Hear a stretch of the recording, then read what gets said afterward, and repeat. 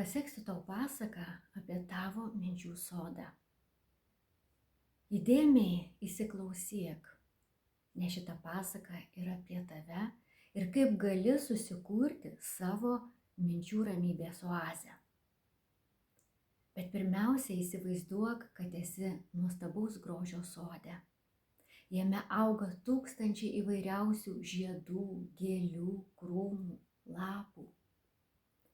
Ir jie tarsi mintys, kuriomis tu grožiesi, kurios padeda tau kurti kažką nuostabaus tavo gyvenime. Tai tavo idėjos, vizijos, svajonės. Ir šitas sodas, kaip ir kiekvienas, įsileidžia ir piktžoles. Ir jos išdygsta ir matomos, ir nematomos. Ir jeigu mes jo neprižiūrime, jų daugėja ir daugėja. Ir tos piktžolės, tai yra mintys, tos, kurios pradeda gožti tuos žiedus ir darosi tam sode netaip jauku. Ir jeigu mes apleidžiame jį, tos piktžolės ima labiau ir labiau plėstis, karaliauti. Ir jos kaip tos negatyvios mintys gali atnešti į mūsų gyvenimą sunkesnius išgyvenimus.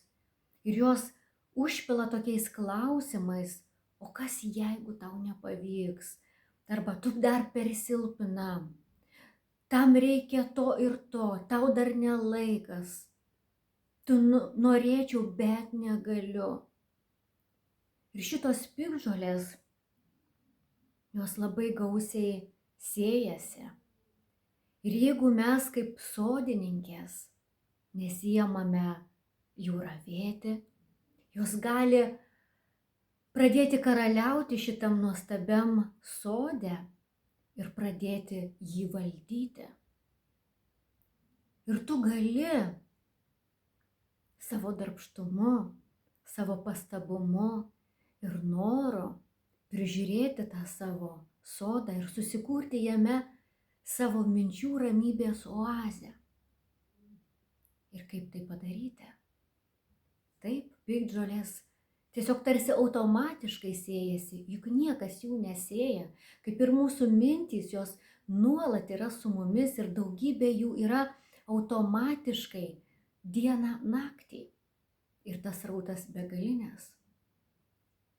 Bet mes galime nebėgti į kitą sodą, kur yra gražiau, jeigu želia pas mus piktžolės, nebėgti į emocinį valgymą, nebėgti į emocinį pirkimą, nebėgti į raminamuosius dalykus nuo realybės, turiu omeny ir vaistus, ir priklausomybės, o kaip tik atsigręžti į save, pasiraitoti rankovės, bet ne su sunkumu, ne su vargu, o su savo geranoriškumu ir noru pasirūpinti savo sodu, sugrįžti į save, atsisukti ir ravėti jį. Ravėti tas mintis paklausiant, ugdant savistabą ir joms atėjus negatyvioms, kaip tom piktžolėms augant, paklausti, ar šita mintis mane maitina, ar jinai man teikia energijos, ar jinai mane palaiko, ar priešingai, jinai mane sekina, jinai mane žlugdo, jinai atima man jėgas. Ir mes galime būti savistaboje ir pastebėti ir pasirinkti tas mintis. Ir tos mintys, kurios mus žlugdo, kurios mus sekina, jos yra mums nereikalingos ir mes galime tapti to sodo šeimininkėmis ir ravėti, tai reiškia labiau valdyti tą sodą, neleisti užželti tom piktžolėm ir jaustis tame sode tarsi savo ramybės oazėje. Nes iš tų minčių, iš tų žiedų, kokie yra tame sode, arba iš tų piktžolių, kurios siejasi labai greitai. Atsiranda mūsų jausmai. Juk mes labai skirtingai jaučiamėms ar tarp žiedų gražių sode, ar būdami tarp krūmokšnių apleistame dilgėlių piktžolių sode. Mūsų savijauta visiškai kitokia. Taigi tos mintys sukuria mums skirtingus jausmus. O jausmai mums sukuria skirtingą savijautą ir kūne. Nes kiekvienas jausmas, jisai turi išraišką mūsų fizinėme kūne. Ir kai mes pauostome nuostabaus skonio kvapo gėles, matome įstabes jų spalvas ir aromatus, mes ir fiziškai jaučiamėms džiugiai, pakylėtai. Ir kai supa mus piktžolės, įsidilginame arba kažkaip kitaip jos mus skriaudžia, o gal net ir įsipjauname su tam tikromis žolėmis, mums skauda, mes suirstame, supykstame, susierziname ir visa tai atsispindi mūsų fizinėme kūne. Kiekviena emocija, ji kažkur gyvena. Ir taip iš tos emocijos atsiranda ir impulsas kažką veikti ir daryti. Ir tas neigiamas jausmas mus veda taip pat į impulsą, kuris ko gero ves ir į veiksmus, kurie atneša ir mums nenorimus rezultatus. Ir mes galim pabėgti iš to savo sodo, bėgti kažkur kitur, ieškoti, dairytis, bet tuo pačiu ir tolti nuo savęs. Ir mes galime atsisukti į savo sodą su švelnumu, su savo noru ir ketinimu pasirūpinti savimi ir su įsisąmoninimu, kad mes niekur geresnio sodo nerasime, niekur jaukesnio nerasime tokio, kuris yra mumyse, mūsų kūne, mūsų prote, jis gyvena čia. Niekur nereikia ieškoti laimės, tiesiog užtenka atsisukti ir laimė, geras jausmas, švelnios emocijos ir visas tas gerumas yra mumyse, mūsų prigimtyje. Tai yra užkoduota.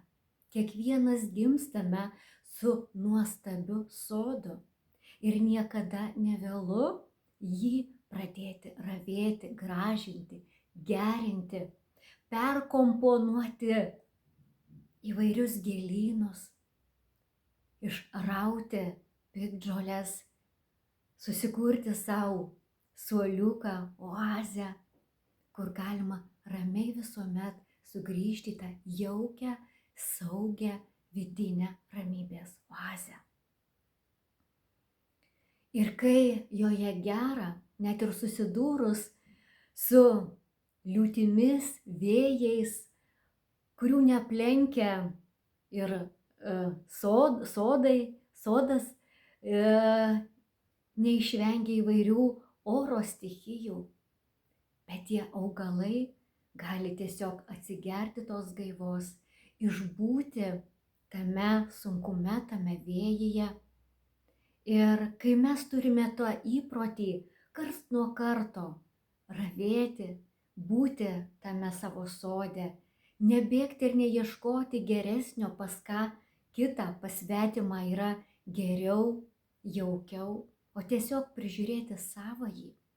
Mes ir tuomet ir turime tuos impulsus pajausti tuomet, kada norisi nuo jo pabėgti, o stabtelti, padaryti tą išminties pauzę ir sugrįžti, atsisukti, pareiti tuo takeliu atgal į savo sodą, kad ir kiek mes jį esame apleidę, mes vėl galime iš naujo pasirinkti save, savo sodą ir jo priežiūrą.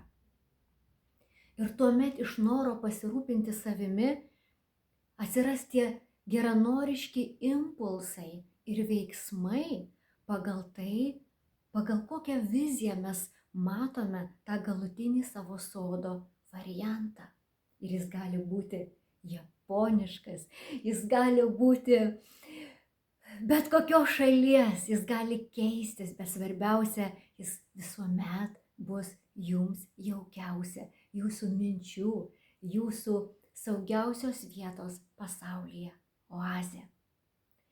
Ir todėl labai linkiu ir kviečiu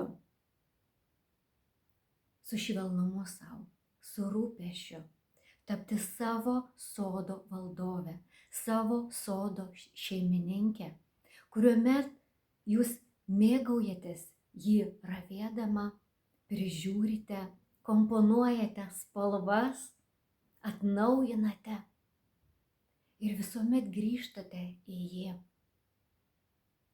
norėdamos ar nurimti, ar pailsėti, ar tiesiog įkvėpti ir iškvėpti šito gyvenimo dar vieną ramybės, saugumo, pasimėgavimo akimirką.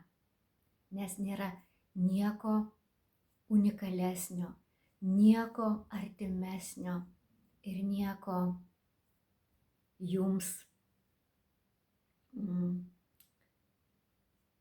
jūs laukiančio, taip kaip jūsų vidinis sodas. Tad kviečiu prižiūrėti, mylėti ir jaustis jame labai, labai ramiai. Kurkite savo minčių ramybės oazę vidinėme sode. Štai taip baigėsi pasaka, kuri gali tęstis ilgai ir laimingai, priklausant nuo to, kaip jūs norite